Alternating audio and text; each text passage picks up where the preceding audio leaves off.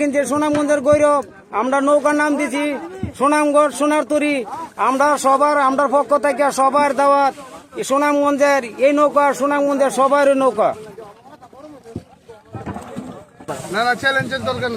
নৌকা কিনছি নৌকা বাইশের জন্য সুনামগঞ্জ উপজেলার কর্মকর্তা ধরো বা ডিসি সাহেবের ধরো আমরা আবেদন করতেছি, আমরা যাতে সুনামগঞ্জের যাতে উপজেলা 22টা দিতে পারে, আমরা যাতে চ্যালেঞ্জের মোকাবিলা যাতে অন্য অন্য নৌকার সাথে আমরা বাইতাম পারি, আমরা সুনামগঞ্জের সুনাম ধরে রাখতে পারি।